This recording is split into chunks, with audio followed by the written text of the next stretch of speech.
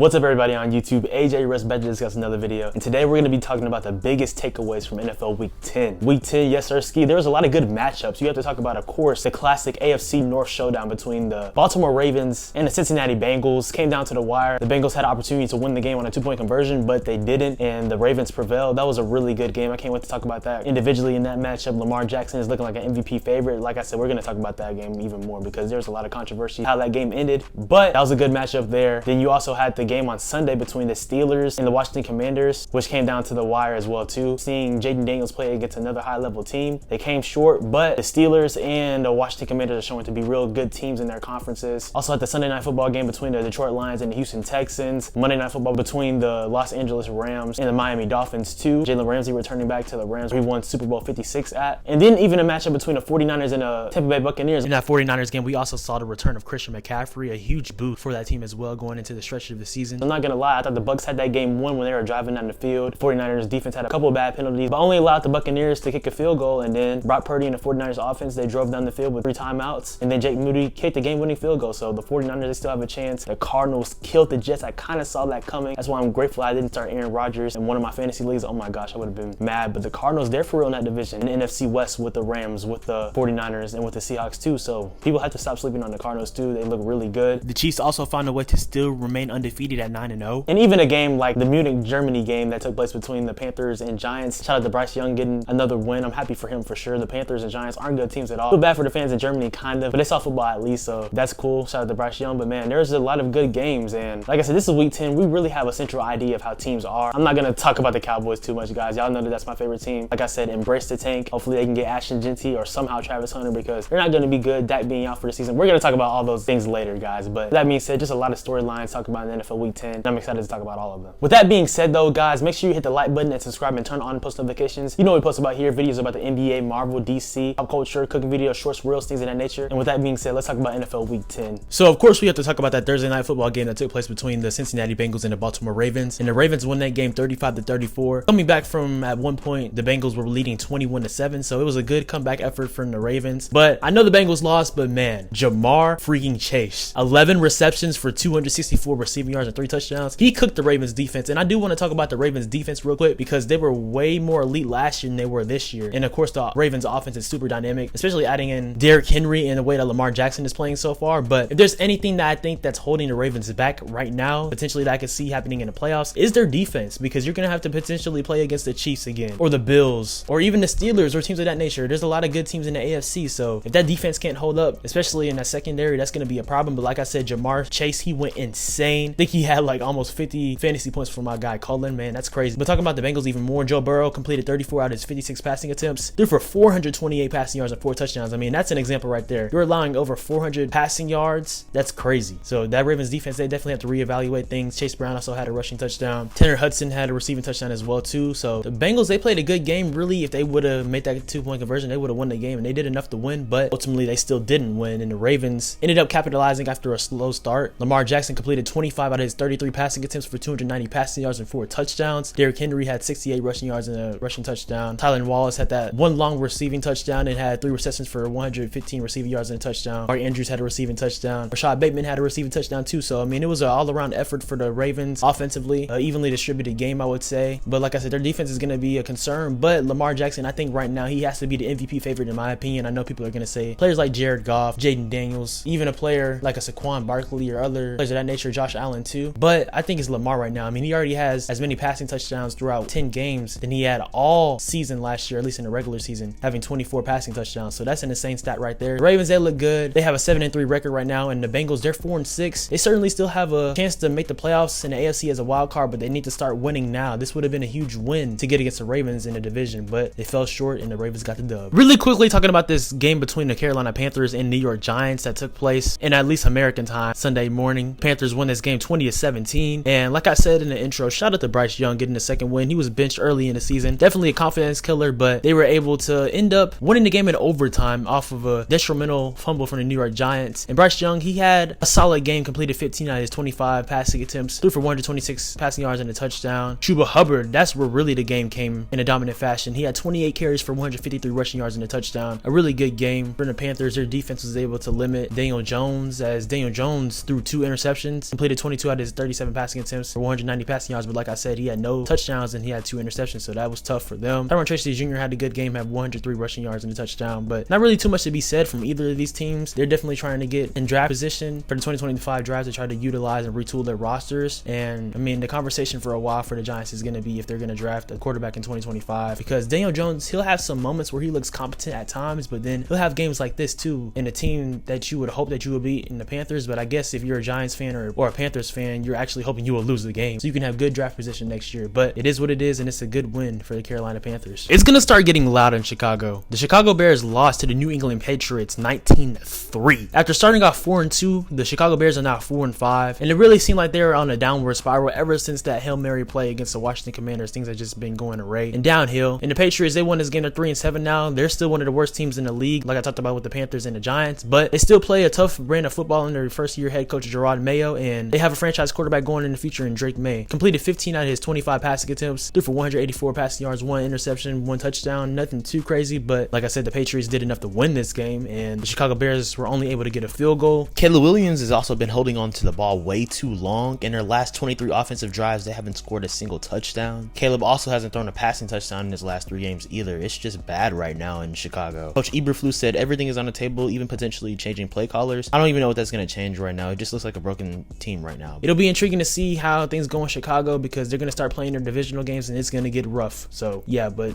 it's a good win for New England. Now this game was one of the best games of week 10 for sure. A matchup between the San Francisco 49ers and the Tampa Bay Buccaneers, and the 49ers were able to win with a game-winning field goal from Jake Moody, winning 23-20 over the Bucs. And it was a really good game, I'm not gonna lie, because I thought the Buccaneers were about to go down and win the game with a touchdown in the 4th quarter, especially when Baker Mayfield had that huge first down completion on 4th down with Nick Bosa tucked on his left arm and still getting that completion off to Rachaad White, but it did not end up being enough. And statistically, Baker Mayfield really didn't have a crazy game at all. Only threw for 116 passing yards with 1 touchdown and completed 18 out of his 29 passing attempts. They were really trying to establish a running game. Bucky Irvin had 13 carries for 73 rushing yards and a touchdown. Rachaad White had 10 carries but only for 31 rushing yards. Did have a receiving touchdown too though, which helped change the momentum in the game, but the 49ers, they still prevailed, and in return with Christian McCaffrey on the roster, it really helped them getting their star back. Before getting into his numbers, it wasn't crazy. He only had 39 rushing yards in his first game back, but they'll slowly start to get Christian back into things, and I think that this offense will have a chance to be dynamic like they have been the past couple of years with Christian in the fold. But Brock Purdy, he completed 25 out of his 36 passing attempts, had 353 passing yards and 2 touchdowns. Ricky Pearsall, 4 receptions for 73 receiving yards and a touchdown. Probably his best game of his rookie year so far. And then Juwan Jennings also had 93 receiving yards, and George Kittle had 57 receiving yards and a touchdown. So it's a good one for the 49ers. They're back over 500, 5-4. We're going to talk about the Cardinals a little bit later, because the Cardinals are now 6-4 and they have a game already on the 49ers. So like I said, that division is going to be interesting to see how it finishes. And for the Buccaneers, I just hate that Chris Godwin and Mike Evans are hurt right now, man, because this team had a chance, man, especially in that first game they played against the Atlanta Falcons earlier in the year that went to overtime. Really, in my opinion, they should have won that game. They're now 2 games under 500 with a 4-6 record. It's tough, man, but it's a good win for San Francisco. Not gonna lie, especially in the first half, how things were going, I thought the Chiefs were about to get their first loss against the Denver Broncos. After halftime, when it was 14-10, the Broncos were able to score at all, and they had a chance to win with a game-winning field goal at the end of the game in the 4th quarter, but the Chiefs blocked it, and the Chiefs ended up winning the game 16-14. The Chiefs are still undefeated at a 9-0 record, the lone undefeated team in the NFL, and the Denver Broncos are even at 500, having a 5-5 record. The Chiefs, man, are they going to try to capture history with not only trying to win 3 championships in a row, but also trying to be the first team in NFL history to win 17 games in the Super Bowl era and winning the Super Bowl? That would be an incredible feat, I'm not going to lie, and Patrick Mahomes will continue to creep closer to that chair with Tom Brady with that conversation, but only time will tell. But it's crazy because, like I said, the defense in Kansas City, they dominate, especially at stopping the run. I will continuously saying that. Watching their defense play under defensive coordinator Steve Spagnuolo is really a masterpiece in terms of their coverages, how they're able to limit defenses, especially against a rookie quarterback like Bo Nix. But talking about stats real quick, Patrick Mahomes completed 28 out of his 42 passing attempts, had 266 passing yards and a touchdown. Travis Kelce also had 64 receiving yards and a touchdown. Nothing too crazy from them offensively. Like I said, it was only 16-14, a low-scoring game. That speaks testaments to the defense and how effective they are. Bo Nix actually had a really good game, completed 22 out of his 30 passing attempts, threw for 215 passing yards and 2 touchdowns. One to Cortland Sutton, who had 70 receiving yards on 6 receptions and a touchdown, and the other to Devon Ville, who had 39 receiving yards and a touchdown. So a really good game between 2 divisional opponents in the AFC West, but the Chiefs prevailed and continued to own that division. I believe Patrick Mahomes' divisional record in his career is 32-5. That is absolutely insane. So yeah, he owns his division, and the Chiefs right now are still owning the NFL as they are still undefeated. The next game that we have to discuss is a game between the Buffalo Bills and the Indianapolis Indianapolis Colts. And not surprised at all that the Bills won this game. They now have an 8-2 record. And they have a 5-game lead in the AFC East right now. I've been saying before the season started, a lot of people thought the Bills were going to regress, and they still own that division, where the rest of the division is really going to miss the playoffs, honestly, with the Jets, the Dolphins, and the Patriots. But the Bills, they continue to look good. This might have been Josh Allen's worst game, but he still didn't play bad in my opinion. He completed 22 out of his 37 passing attempts, had 280 passing yards, and those 2 interceptions. Wasn't the greatest thing, but he also had 50 rushing yards and a rushing touchdown too. That was nice as well. James Cook had 80 rushing yards and a touchdown on 19 carries. Their defense also had an early pick 6 that Joe Flacco threw in the first quarter, which really set the Colts back. I'm not surprised though with how the Colts are. It looked like before the season they certainly had a chance to be a wild card in the AFC, but even with the Texans, that they've been struggling a little bit, I still think the Texans are going to win that division. But the Colts, I mean, it's a head scratching type of thing looking at their team, because they have enough to win, honestly, in terms of competing in the AFC defensively. Offensively, you still have Jonathan Taylor, who had a pretty good game, had 21 carries, 114 rushing yards, but ultimately it's the quarterback play. And Joe Flacco, like I continuously say, he's one of the best backups in the league, but he's 39 as well too. At some point, I don't know if they'll go back to Anthony Richardson at some point this season, but he's your guy. You drafted him early in the first round in 2023 for a reason. I believe he has the potential to be great. I think that him learning and sitting right now is going to help him, but at some point he needs to play. He needs those reps, because just sitting on the bench all the time and just waiting isn't going to help. He needs to be on the football field playing a lot, because he didn't play a lot in college either. So beyond that though, Joe Flacco did not have a good game at all. Threw 3 interceptions, completed 26 out of his 35 passing attempts, had 272 passing yards and 2 touchdowns, but like I said, that pick 6 and those 3 interceptions really set them back. So not surprised by the result at all. The Bills have a huge game in week 11 against the Chiefs, like I talked about a little bit earlier. Looking forward to seeing that game. Will they be the first team to beat the Chiefs since Christmas last year when the Raiders beat them? Only time will tell, but the Bills are looking nice right now. That's why I'm well compensated.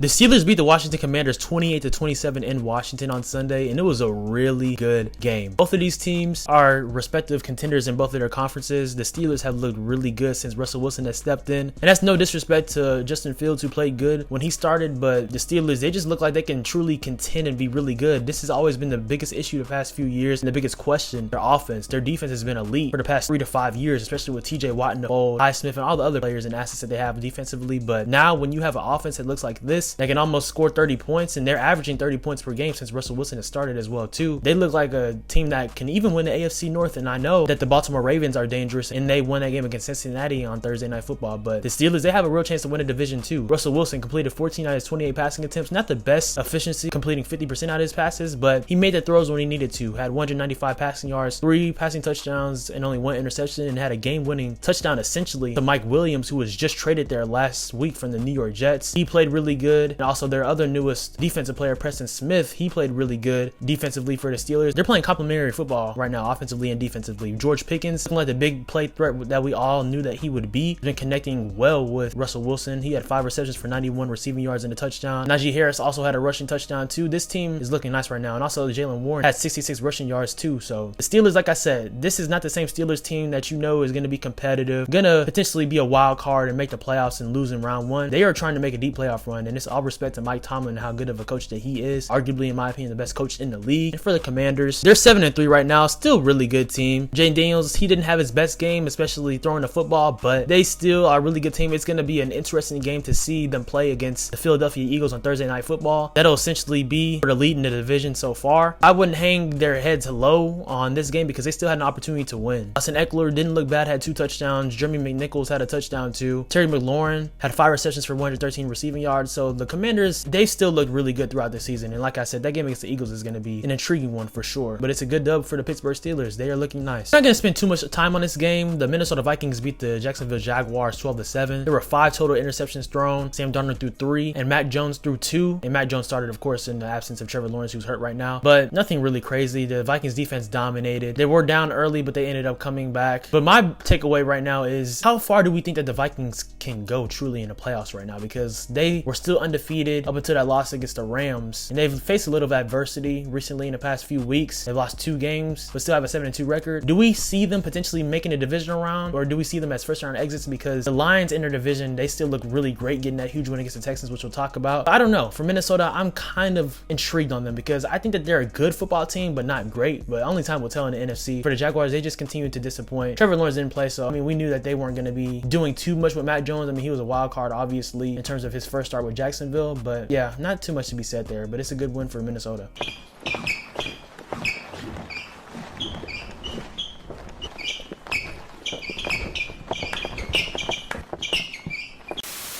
In the first game in the post-Dennis Allen era, the New Orleans Saints were able to get a win over the Atlanta Falcons, snapping their 7-game losing streak, and now the Saints have a 3-7 record. Wow, I'm not gonna lie, this was kind of surprising. The Falcons weren't able to get anything going, and sometimes teams have games like this where you may overlook an opponent and just think you're gonna beat them easily, but the Falcons, they ended up losing. And I will say Kirk Cousins didn't have a terrible game, he just didn't have a good game. So it was a mid game, I guess you can say. Completed 23 out of his 38 passing attempts, had 306 passing yards and an interception, no passing touchdowns. Bijan Robinson looked great though, had 20 carries for 116 rushing yards and 2 touchdowns. Tyler Algier had 59 rushing yards on 11 carries, and Drake London had 8 receptions for 97 receiving yards. Mooney had 96 receiving yards. So it's not like the weapons weren't getting utilized. I just think the Saints, who were pissed about losing to the Panthers, you saw that tweet from Cam Jordan saying how embarrassed essentially he was to lose to the Panthers. They felt rejuvenated with their intern head coach right now, of course, with Dennis Allen being fired, and wanted to get a win. So that was good for them, getting a win at home. Derek Carr in this game completed 16 out of his 25 passing attempts, had 269 passing yards and 2 touchdowns. Marquez Valdes-Scantling had a big game, had 3 receptions for 109 receiving yards and 2 touchdowns. So hey, it's a good win for the Saints, I guess. I still expect the Falcons to win the NFC South. It does kind of help the Buccaneers, I would say, because now they're 2 games back of the Falcons, but the Buccaneers losing both of the games to the Falcons this year doesn't hurt them in a division case. But hey, it is what it is. It's a good win for New Orleans. For the Falcons, they just lost on a doozy. I'm gonna go on and say this right now, the Los Angeles Chargers will make the playoffs this year. They got a win over the Tennessee Titans, winning 27-17. Like I continue to say, ground and pound football. They play a physical style of football. We know that under Jim Harbaugh, how they played at Michigan. Him now being the head coach of the Los Angeles Chargers, and now the Chargers have a 6-3 record. No one really anticipated this Chargers to look a little bit better, but not potentially be a playoff team already. And it's by no coincidence or mistake, in my opinion. When you drafted Joe Alt in the first round, we knew what type of time it was with the Chargers, establishing a new type of identity. Instead of drafting a weapon to have a highly potent and pass-heavy offense, you drafted Joe Alt. You signed J.K. Dobbins. You have Gus Edwards now, and Justin Herbert, he can have games where he only throws 18 passes, completes 14 of them, throws for 164 passing yards and a touchdown, and they still win. Their defense is playing really good too, with Khalil Mack, Joey Bosa still there. And also another player to talk about, a lot of people thought was a bust after his rookie season, is Quentin Johnson. He's been playing really good football this year. Didn't have the most yards in this game because, like I said, they played a ground and pound game and were able to have their way against Tennessee. He had a receiving touchdown in this game, and he's looked good in other games as well too. So it's a testament to the leadership that Harbaugh has had, really changing the culture in Los Angeles, and now having a 6-3 record, being in the AFC West in the same division as the Chiefs and the Broncos. They have a chance to be a wild card in the playoffs, so a shout out to them. For the Titans, Will Levis returned in this game as a starter. Didn't have a bad game, completed 18 out of his 23 passing attempts, threw for 175 passing yards and 2 touchdowns. But this team, we already know what time it is. They're going to be one of the worst in the league. They still only have 2 wins on the season and are 2-7 right now. Calvin Ridley had a good game, had 84 receiving yards and 2 touchdowns. I do wonder if in the offseason, if teams will try to target Calvin Ridley to be a potential weapon on their squad, because this team is a couple years away from contending or even doing anything because they have a lot of things to repair. But Ridley, I think that he would be able to help a contender in a good fashion though. But like I said, the Chargers, they control this game, and it's a good win for them. And like I said, I think they're going to make the playoffs this year. This is another game I'm not going to spend too much time on, but I'm not surprised, man. The Arizona Cardinals absolutely dominated the New York Jets, winning 31-6. The Cardinals now have a 6-4 record. The New York Jets are 3-7. And let's just call it what it is. The Jets season, it's done. I know a lot of fans, a lot of people, a lot of media people and football pundits were saying, hey, this win against the Texans, it might be what the Jets need to finally go on a run. No, sir. Absolutely not. The Cardinals defense under head coach Jonathan Gannon, they have a great scheme they put together, and I already knew what time it was playing against Aaron Rodgers and this offensive line that has been suspect all season. The offense that has not been creative all season as well either, and they weren't able to do anything. Aaron Rodgers only had 151 passing yards, completed 22 out of his 35 passing attempts. No, that is not enough. I know that he's an all-time great, but it's just not the same, man. And I don't like to call people washed, but I will say that Aaron Rodgers is not the same player. The Arizona Cardinals, though, that's where we really need to set focus on and stop sleeping on them, because they have a chance to win an NFC West and kind of go on a run. Kyler Murray threw for 266 passing yards and a touchdown. James Conner had a touchdown. Kyler Murray also had 2 rushing touchdowns too. So I'm telling you, they just have a good balance. James Conner at the running back position also had 80 receiving yards, and Trey McBride had 71 receiving yards too. So they just looked really good. Marvin Harrison Jr. also had 5 receptions for 54 receiving yards and a touchdown. The Jets looked the total opposite, and I think that we have to have the conversation that they just need to blow things up. And I know you have Aaron Rodgers right now, but this team is not good enough, and that's just what it is. But the Cardinals deserve credit, and they needed to be talked about more. Mike's on the final year of his contract, so outside there's of course going to be questions. What's the sentiment inside the locker room, and what do you tell people who are wondering about whether McCarthy will be your coach next year? You know, that's above my pay grade about if Mike is coaching again next year. But, you know, all coaching aside, coaching, you know, Mike can leave and go wherever he wants. But the guys, I kind of feel bad for. Guys like Zach Martin and guys who might be on their last year or on their way out, because that's who I wanted to hold the trophy for. You want to win games and do great things with those type of legends who put in more time and work than Mike McCarthy ever did. So those are the kind of guys that I have so much sympathy and hurt for.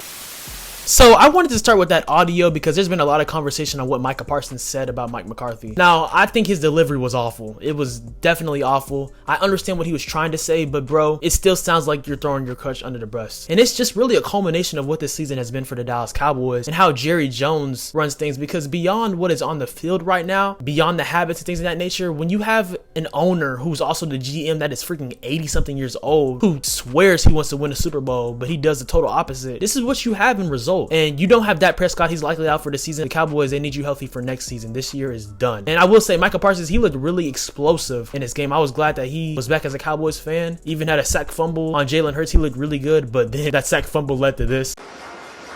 You see the ball, it's going to be behind him. And it looks like he couldn't quite pick it up there. Yep, he says it right there. These sun rays are creating havoc for the players. Yes, you can basically say that that's the nutshell of the Cowboys season this year in 2024. But I just don't like it. Micah Parsons, you're supposed to be one of the leaders on this team, arguably the best player on the team, but in many cases, not necessarily the best players on the team are the leaders. I will say that Dak is a leader on this team. CD, Micah, and even Trayvon Diggs, we saw that he got in that little debacle with that reporter. They ended up hashing things out, but still, those three guys, they're still younger and they need to mature, in my opinion. They're still very immature, and that's saying a lot. So it really starts there. And I just hate it for Mike McCarthy. Yes, he has been a questionable head coach. He's a good head coach, Joe. I'm not gonna lie. He's good, but not great. And if players like Micah Parsons are thinking that about the coach, and I understand what he was saying because he was trying to stand up for guys like Zach Martin, saying that he hates how bad they're playing because of a player like him who's been an all-time great offensive lineman who will likely be in the Hall of Fame, just having basically a wash of this season. I understand what he was trying to say, but it's just bad, man. It is bad. They need to restart. And they really should have restarted after that Green Bay game. No one saw that coming. But of course, Jerry Jones is so prideful, one of the most prideful human beings on this earth, thinks he knows how to do everything, wants to do things his way, and your way does not work anymore. It is not 1995, dog. I don't know if you know that, homie, but it's 2024, almost 2025. So hopefully the Dallas Cowboys, no offense to Mike McCarthy, will make a smart move and just really retool the coaching staff, retool the roster, starting with a new coach. Personally, as a Cowboys fan, I want Ben Johnson so bad, but that makes sense, and Jerry Jones usually doesn't do what makes sense. So I'm expecting him not to do that, but we'll see. Ben Johnson wouldn't be bad. I would like Mike Vrabel potentially too. Aaron Glenn wouldn't be bad. Belichick wouldn't be bad, but I don't know, because for me, it depends also on the offensive coordinator who you hire. That's why I want Ben Johnson, the offensive-minded coach. So yeah, it's frustrating as a Cowboys fan just seeing this team, but I'm not surprised, honestly. And I will say, hopefully this wakes Jerry Jones up, because the product that he has put on the field is not good at all. It's a circus. And for the Eagles, this is a game that you knew most likely that you were going to win regardless. It was a little closer than it should have been in the first half, in my opinion, but they ended up waking up in the second half. Jalen Hurts didn't have the best game. I mean, he did throw 2 passing touchdowns and had 2 rushing touchdowns as well too. So they ended up making plays when it mattered most. AJ Brown dominated the Dallas Cowboys secondary. That's not surprising at all. But yeah, the Cowboys, it's just a mess. The Eagles and the Commanders, they're going to be the 2 biggest contenders in the NFC East, and it'll be interesting to see how that Thursday night football game goes. But the Cowboys, they're not even washable. Like, you put Cooper Rush out there. He was good in the 2022 season, but the team is totally different now. You put Trey Lance out there, threw an interception. I'm just done talking about them. And I make a promise now for the rest of the season with the Cowboys to not talk about them for too much anymore, because it's a mess, man, and it's just bad. But the Eagles got the dub. Talk about still finding a way to win. There was 7 total interceptions thrown in this game, 5 from Jared Goff and 2 from CJ Stroud. And if you're a Texans fan, and if I would have told you that your defense forced Jared Goff to throw 5 interceptions, you would have been like, man, we won this game by a bluff. That's a great performance from our defense. We cooked the Lions. No, y'all still lost the game, Houston. And the Texans were up 23-7 at halftime and didn't score a point in the second half at all. The Lions scored 19 unanswered points. Shout out to Jake Bates, making 2 field goals that narrowly went in, but they still went in and it counted, and they ended up winning the game. And despite those 5 interceptions, because you know that the turnover margin is slim in the NFL, and if you have 1 turnover, 1 interception, 1 fumble, that can sometimes determine the game, and they had 5 turnovers and still won the game. That's a huge testament to the resilience of the Lions offense and defense. They play complementary football, and as they continue to go throughout the season, and adding in Zadarius Smith, who didn't play on this game but is going to play in week 11, they are the best team in the NFC, and they are Super Bowl contenders for sure. Can't necessarily predict how the playoffs will go all the way, but if I have to make a prediction on who will be in the Super Bowl right now, it does look like it could be potentially the Chiefs and the Lions, but only time will tell. But the Lions, they still find a way, and it's impressive to Aaron, the defensive coordinator there, and Ben Johnson to still find a way offensively with that team. So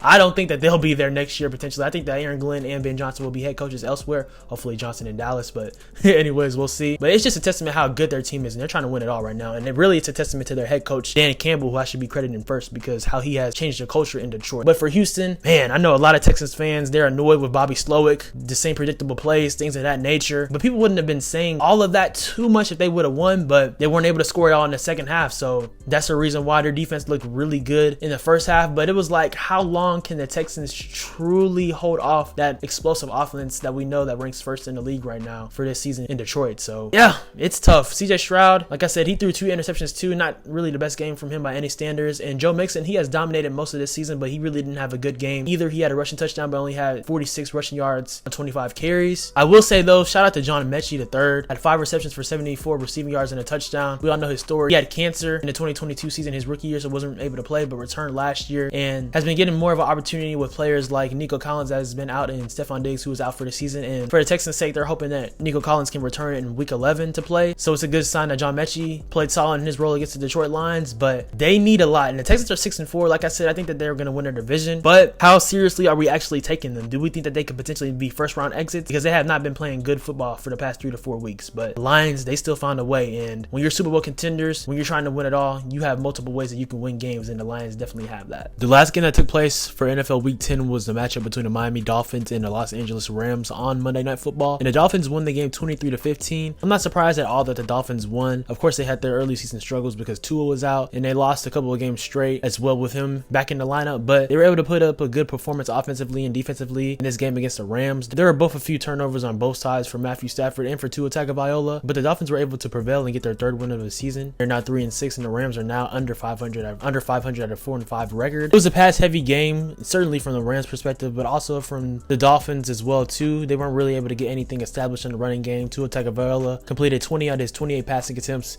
had 207 passing yards, a touchdown and an interception. Tyreek Hill got his first receiving touchdown since NFL Week 1. It's crazy how long of a season and how bad it's been for the Dolphins, but maybe this one will help them get rejuvenated in a sense, but I don't know. We said the same thing about another team in their division, New York Jets, when they beat the Texans, and we see how they're doing now. So but the Dolphins offense and defense played good. They were able to turn over Matthew Stafford defensively. Matthew Stafford didn't really have a great game, but the team was able to supplement things and still get things going. Matthew Stafford completed 32 out of his 46 passing attempts, threw for 293 passing yards and that interception. I'm missing no passing touchdowns. Kyrie Williams had 62 rushing yards on 15 carries. Puka Nacua had 98 receiving yards, and Cooper Kupp had 80 receiving yards. So not too crazy of a game on Monday Night Football. It's a game if you're a Rams fan and a part of the Rams, you wish you would have won, and probably, really in my opinion, never should have taken the Dolphins for granted. We know how much talent they have on this team, even though the season hasn't been good, but it's a good win for the Dolphins. We saw a lot of really good football in NFL Week 10, guys. Let me know your biggest takeaways from this week and the games that you're looking forward to in NFL Week 11. Like I said, we're getting into a central idea of how teams are going to do for the rest of the season. Teams are going to go on a true run and are truly contending. So yeah, like I said, let me know in the comments down below your biggest takeaways from this week. I appreciate you guys watching. Always make sure to like, comment, subscribe, and turn on post notifications. Follow me on Instagram and Twitter at SwaggyRuss, and also on TikTok at SwaggyRuss02 for cooking videos, shorts, reels, more content, things of that nature. A lot more videos are on the way, guys. Y'all be blessed. Know that you matter. You have purpose. God loves you. You are here for a reason, not by mistake, not by coincidence or accident. You matter. Thank you for watching always, guys. Y'all have a good one.